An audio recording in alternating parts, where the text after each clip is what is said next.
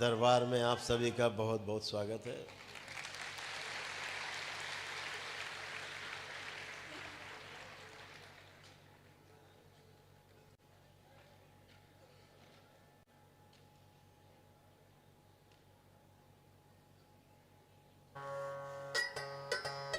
बाबा के सभी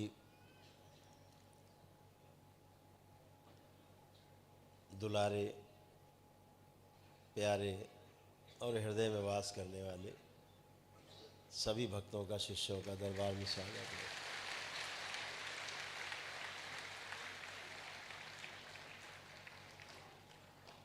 पूर्णिमा के इस विशेष अवसर पर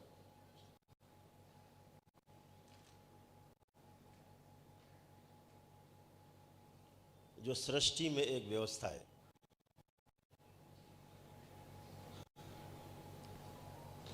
उस व्यवस्था में आज आप अपना रोल निभाने जा रहे हैं। ये व्यवस्था है।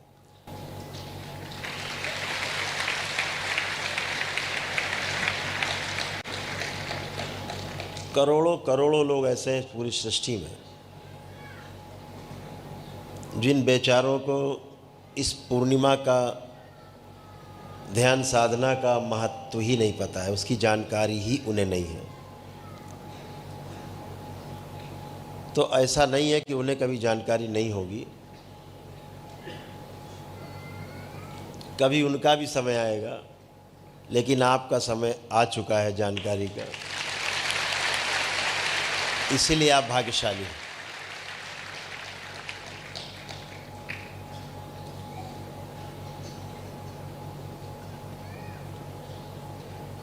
ग्रह नक्षत्रों का एक विशेष प्रभाव होता है शरीरों पर।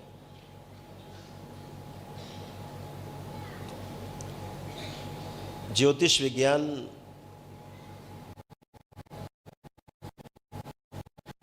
ज्योतिष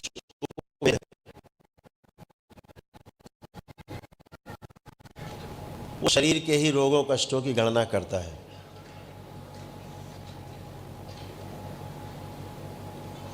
अनुमान लगा करके आगे की आपकी भविष्यवाणी करते हैं।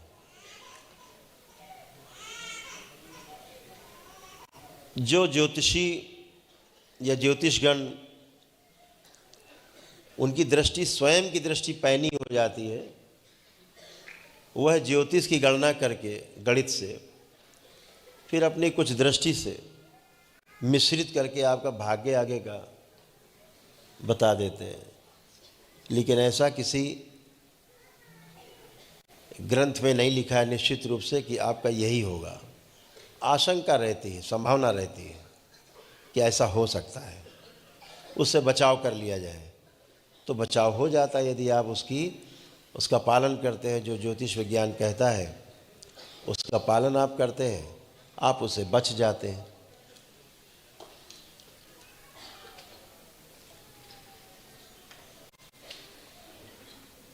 जैसे बाहर काले बादल छा रहे हैं, ऐसा लग रहा कि बरसात होने वाली। घर से निकलते समय माँ छाता देती है कि बेटा इसको लेते जाओ, हो सकता पानी गिर जाए, तो आपका इससे बचाव हो सकता है। माँ को अनुभव है उन काले बादलों का। यदि बच्चा छाता लेके निकल जाता है, पानी बरसता है, छाता लगाता है, भीगने से बच जाता है, नहीं लगाता है, भीग जाता है। ऐसे अनुमान के आधार पर, गणित के आधार पर ज्योतिष में शरीर के साथ क्या घटना दुर्घटना हो सकती है उसकी गणना करता है ज्योतिष। लेकिन शरीर के साथ रहने वाला जीवन जो आपके अंदर बैठ के सुन रहा है,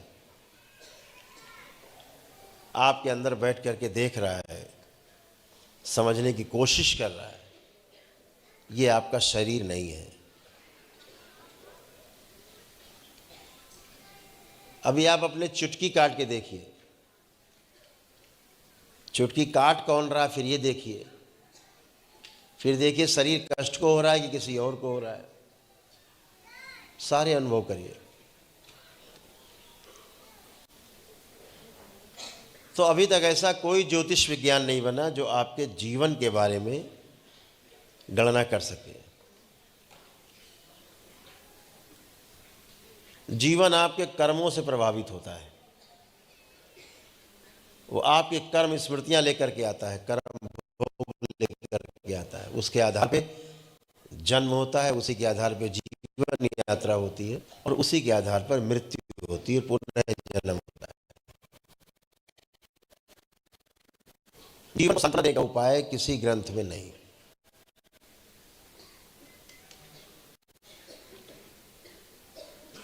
ये स्वयं में ही व्यवस्था है।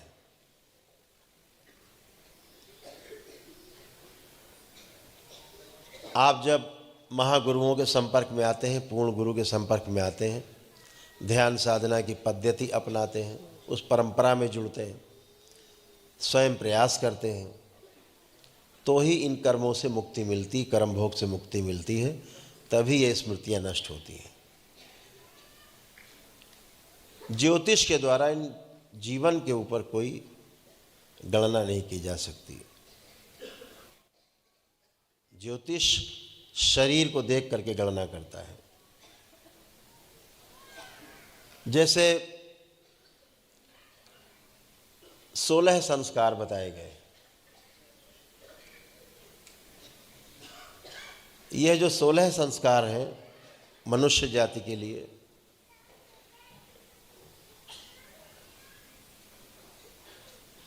गर्भाधारण से लेकर के और अंतिम यात्रा तक, चिता में लेटने तक 16 संस्कार हैं।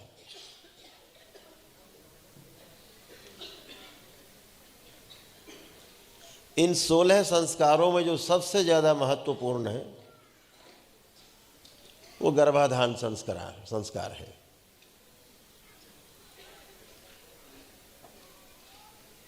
ज्योतिष ये तो बता सकता है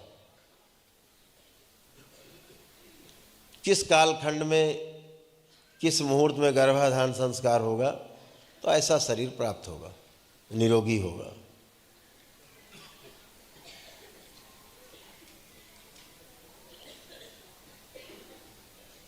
कुछ अनुमान लगा सकता है उसके स्वास्थ्य के आधार पर, ऐसे ऐसे ग्रह नक्षत्रों में जो लोग पैदा होते हैं तो कैसा उनका जीवन होता है। लेकिन पैदा होने के बाद वह शरीर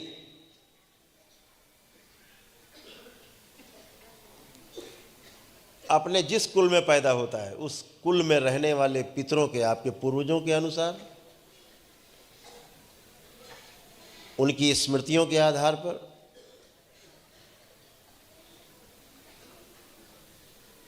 उनकी मृत्यु के समय के कष्टों के आधार पर चलने के लिए बाध्य होता है वो शरीर जो जन्म लेता है। उससे बचने का उपाय तब तक नहीं जब तक पितृमुक्ति नहीं हो जाए। बिना पितृमुक्ति के किसी समस्या का समाधान नहीं।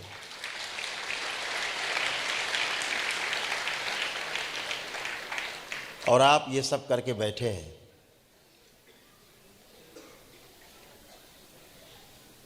आप सबको याद होगा जब आप दरबार आए तो कितने कष्टों से भरे हुए थे आप और आपका परिवार। आपने केवल याद किया है बाबा माँ को और आपको तुरंत सहायता मिली सेकंड में। ऐसे कितने लोग हैं जिनको सहायता मिली? हाथ उठाएं। ऐसे मिली तुरंत सहायता, इमीडिएट। सब स्वस्थ होके बैठे। जब स्वस्थ हुए तो दरबार में आपने दरबार में बाबा से दीक्षा ली। ये कृतज्ञता है।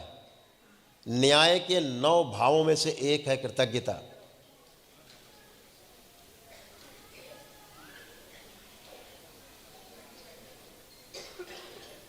जब हम कृतज्ञता ज्ञापित करते हैं किसी के प्रति तो उसमें समर्पण का भाव रहता है, श्रद्धा का भाव रहता है, आस्था का भाव रहता है, विश्वास का भाव रहता है।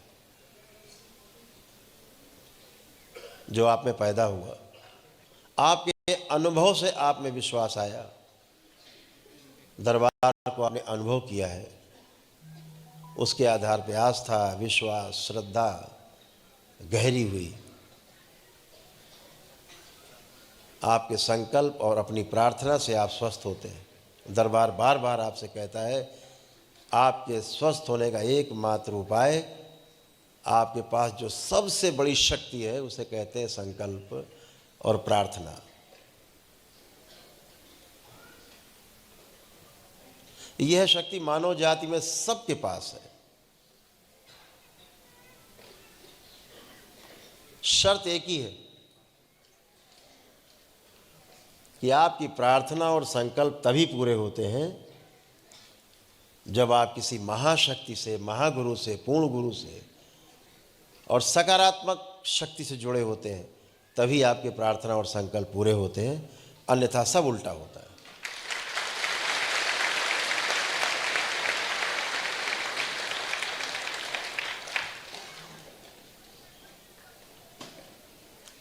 तो मैं आपको बता रहा था कि ज्योतिष विज्ञान, कोई भी विज्ञान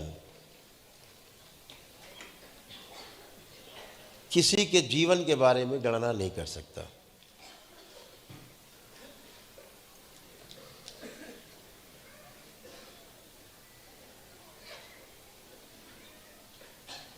वह कर्म के आधार पर ही होगा।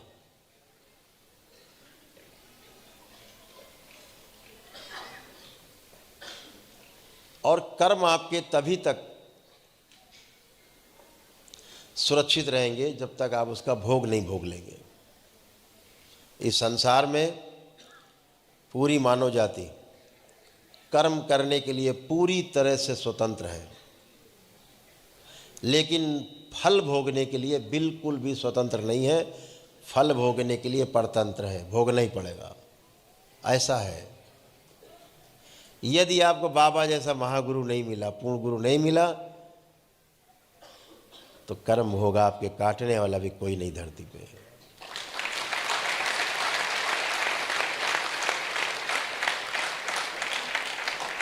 आप बाबा से जुड़े, आपकी तमाम स्मृतियां, अरबों खरबों स्मृतियां नष्ट हुई। जब तक वह स्मृतियां थीं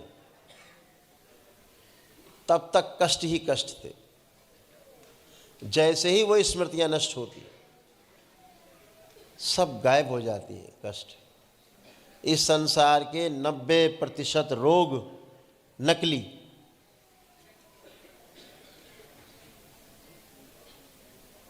सब पितृ स्मृतियों के आधार पे, आपकी जन्मों जन्मों की कर्मों की स्मृतियों के आधार पर कष्ट निर्मित होते हैं। जैसे ही स्मृतियां नष्ट होती हैं, आपके कष्ट स्वतः ही नष्ट हो जाते हैं। यह एक व्यवस्था है। अगर प्रश्न नहीं होगा तो उसका उत्तर नहीं होगा पुस्तिका में। प्रश्न पत्र में अगर प्रश्न लिखा है तो उत्तर देना आपका अनिवार्य है। अब अगर प्रश्न पत्र से प्रश्न ही हटा दिया जाए तो उत्तर देने की आवश्यकता नहीं बनती, उसकी बाध्यता आपके पास नहीं है।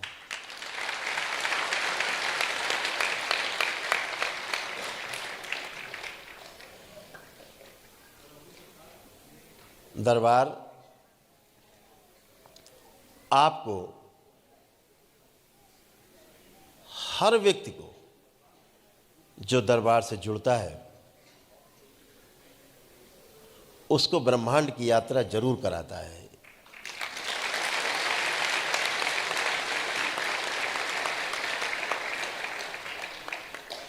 फर्क इतना है, कोई होश में यात्रा करता है, रहता है, कुछ लोग बेहोशी में यात्रा करते हैं, आभास रहता है, याद नहीं रहता है।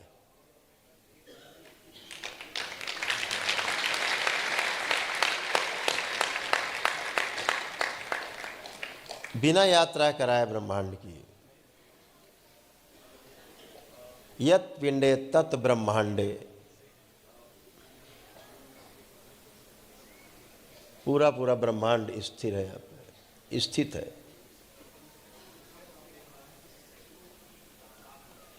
तभी महापुरुषों ने कहा यत् पिंडे तत् ब्रह्मांडे। और ये यात्रा कब शुरू होती है? जब आप भूतकाल और भविष्य से दोनों से निवृत्त हो जाते हैं।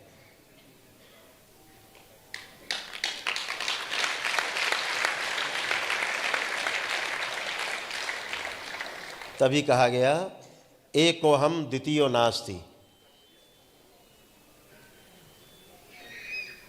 एकोहम द्वितीयो नास्ति न भूतो न भविष्यति।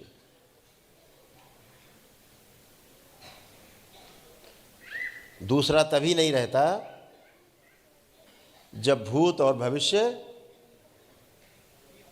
से निवृत्ति होती, नहीं रहते, तब वर्तमान रहता है, तब आप स्वयं रहते हैं। तो यह जो यात्रा है न भूतो न भविष्यति के आधार पर है। और ये जो आपका स्वयं का दरबार का जो टीवी चैनल जो लांग छो रहा है, आनंद टीवी,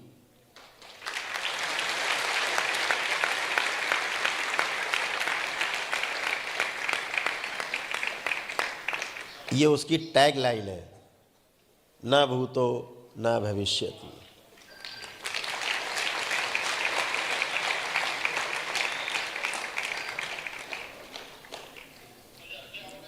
तो भविष्य की गणना हम कर्मों के आधार पर करते हैं। भूतकाल में किए गए कर्म, वर्तमान में किए जा रहे कर्म के आधार पर भविष्य की गणना कर लेते हैं। हल्की फुल्की लोग करते ही हैं।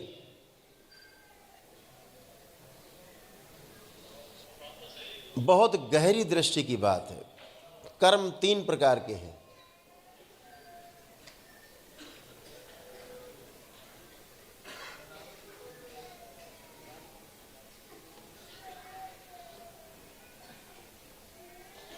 एक वो जो अनिवार्य है, 3 प्रकार की घटनाएं हैं, 3 प्रकार की घटनाएं हैं जिनमें हम कर्म करते हैं। तो एक तो अनिवार्य है, एसेंशियल। दूसरा सेमी एसेंशियल, अनिवार्य है भी और अनिवार्य नहीं भी है। और तीसरी घटना है नॉन एसेंशियल, जो अनिवार्य नहीं है।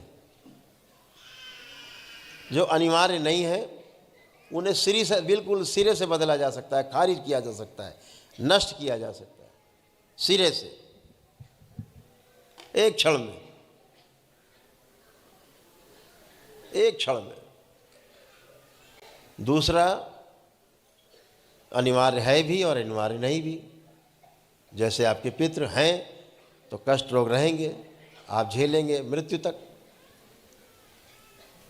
और अनिवार्य नहीं भी है। यदि आपको करौली शंकर महादेव धाम का दरबार मिल गया तो अनिवार्य नहीं भी है, खत्म।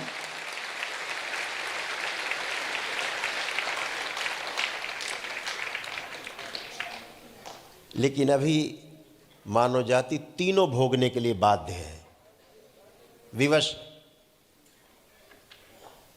जो एसेंशियल है, जो अनिवार्य है, जैसे सूरज का निकलना समय पे, सूरज का अस्त होना समय पे, चंद्रमा का निकलना समय पे, मौसम का होना, धरती, पहाड़, समुद्र सब यथा स्थान होना, धरती और सूरज की दूरी निश्चित रहना, सूरज और चंद्रमा की दूरी निश्चित रहना, सभी ग्रह गोल नक्षत्रों की दूरी और उनके अपने अपने अभिनय, उनके कार्य निश्चित रहना, ये एसेंशियल है। निद्रा आना, भूख लगना, ये सब एसेंशियल है, अनिवार्य है।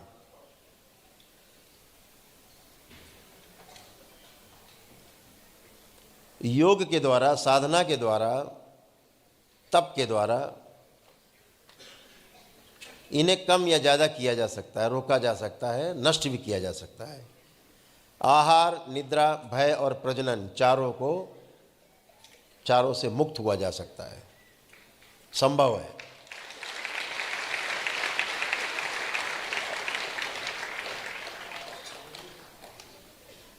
ज्योतिष भी हमारा महाविज्ञान है, बहुत बड़ा विज्ञान है। जब विवाह होने को होता है तो वर और कन्या की कुंडली मिलाई जाती है। तो कुंडली में क्या मिलाया जाता है, क्या बोला जाता है, क्या मिलाना है? गुण मिलाने हैं। वो अलग गुण नहीं, जागरी वाला वो गुण नहीं, गुण आचरण।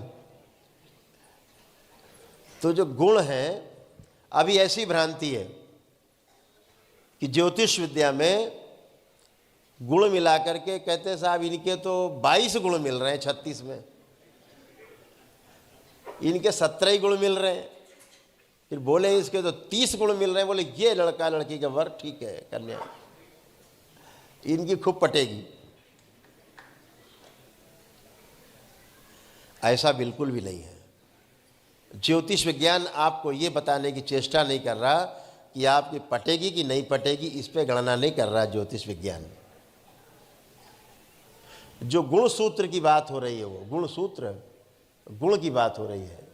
क्या विवाह क्यों हो रहा है? एक नए शरीर के सृजन के लिए।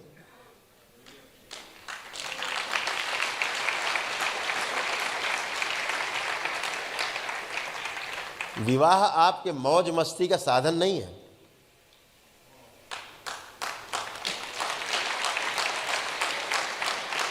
विवाह एक पवित्र बंधन है, एक पवित्र शरीर को इस धरती पर लाने के लिए है, इस सृष्टि के कार्य में सहयोग के लिए है। मानव जाति कैसे सुरक्षित रहे, ऐसे निरोगी शरीर जब होंगे तभी वो सुरक्षित रह पाएंगे। निरोगी होंगे तो प्रकृति को भी निरोगी रख पाएंगे, आने वाली संतानें भी निरोगी होंगी। तो उसमें जो गुण मिलाए जाते हैं वो इसलिए मिलाए जाते हैं कि जो आने वाली संतान है वह कितनी निरोगी होगी, इसलिए मिलाई जाती कुंडली। इसलिए नहीं मिलाई जाती कि पटेगी कि नहीं। फिर क्या होता है, कुंडली मिल गई, बोले 34 गुण मिल रहे हैं और 34 दिन बाद तलाक का नोटिस। अब कोसो ज्योतिषी महाराज को, कैसे मिलाया था तुमने कुंडली? अरे भैया उसने कुंडली इसलिए नहीं मिलाई थी कि आप दोनों लैला मजनू बने रहेंगे, इसलिए मिलाई गई थी कि दोनों शरीरों से जो शरीर उत्पन्न होगा वह निरोगी काया होगी, स्वस्थ होगी, मस्तिष्क पूरा होगा, शरीर पूरा होगा और वह अच्छा काम कर पाएगा इस सृष्टि में। हमारे बीच में हमारे असम राज्य के शंकर सेना के अध्यक्ष ही बैठे, सुप्रियो जी, ये भी ज्योतिषाचार्य हैं।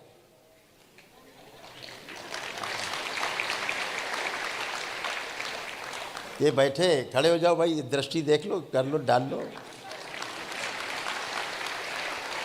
तो हम अगर कुछ गलत कह रहे हो तो सुप्रियो जी इस पे बोल सकते हैं, नहीं बोलेंगे। बैठे। अभी सुप्रियो जी ने, इनके साथियों ने बहुत बड़ा सम्मेलन कराया, देश का बहुत बड़ा सम्मेलन था अभी गुवाहाटी में, ज्योतिषाचार्यों का। हजारों ज्योतिषाचार्य इकट्ठे हुए, उसमें आपका दरबार भी आमंत्रित था।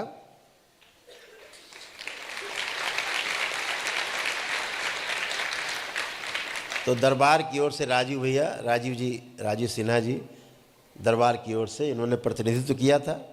वहाँ जा कर के मंच पर दरबार के बारे में लोगों को जानकारी भी दी। उनके बीच में गए। मेरे को समय का थोड़ा अभाव था इसलिए जा नहीं पाए थे, जाने की बहुत इच्छा थी। कभी आगे सम्मेलन होगा तो जाने की कोशिश करेंगे।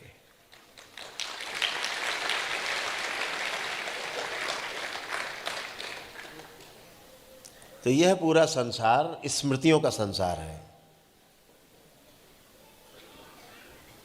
जैसी स्मृतियां वैसा ही सृजन होता है,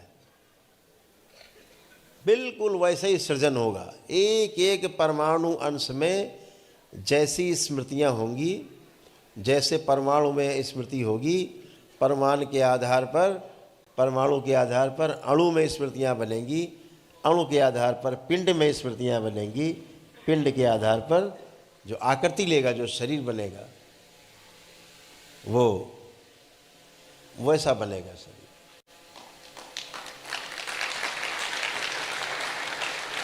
जब दरबार कहता है कि आपके पितर शिवलोक को चले गए, शिवलोक का मतलब भोलेनाथ के जो मस्तक पे जो चंद्रमा विराजमान है, पीछे दिख रहा है जो चंद्रमा विराजमान है, उस चंद्रमा में सारे जाके इकट्ठे होते, फिर चांदनी रात में जब वहां से बरसते हैं तो सारे जीवन ऊपर से नीचे की ओर बरसते हैं, बहते हैं, और धरती पर फैली हुई तमाम वनस्पतियों में समा जाते हैं वो जीवन रस।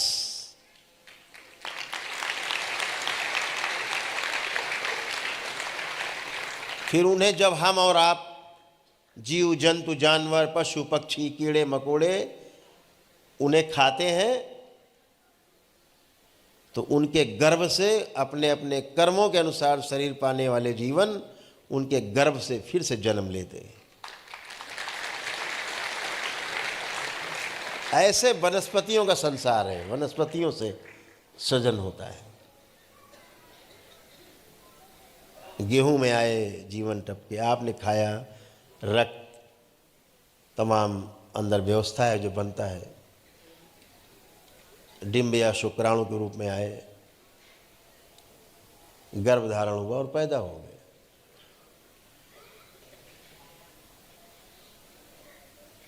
एक व्यवस्था है, ये बेहोश लोगों के लिए है,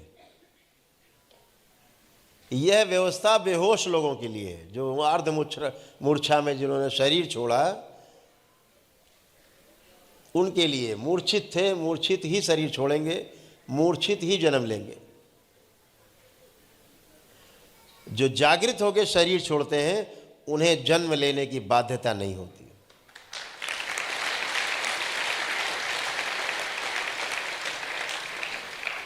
जब तक चाहे तब तक जन्म नहीं लें, लेकिन जन्म लेना ही पड़ता है।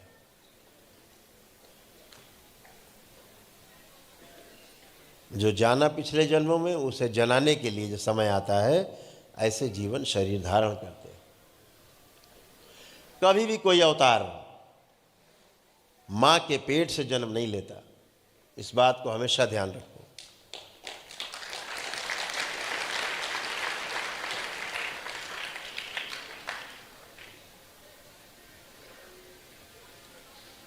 जब कोई अवतार अवतरित होने वाला होता है तो केवल उसका एक अंश मात्र उस मां के गर्भ के आसपास रहता है।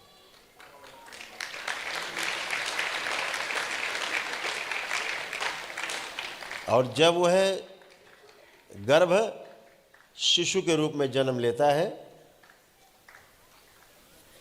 और इस योग्य हो सकता है कि जिसको अवतार लेना है वह उसमें पूरा समा सके, तब तक वह अवतार प्रतीक्षा करता है।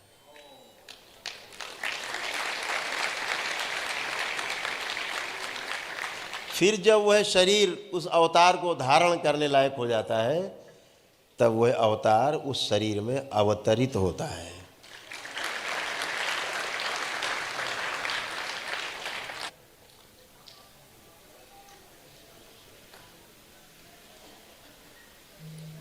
क्योंकि वो उस महामाया के अंश है और वो किसी के गर्भ से उत्पन्न नहीं होती और ना ही अपने पुत्र को उत्पन्न होने देती किसी के गर्भ से।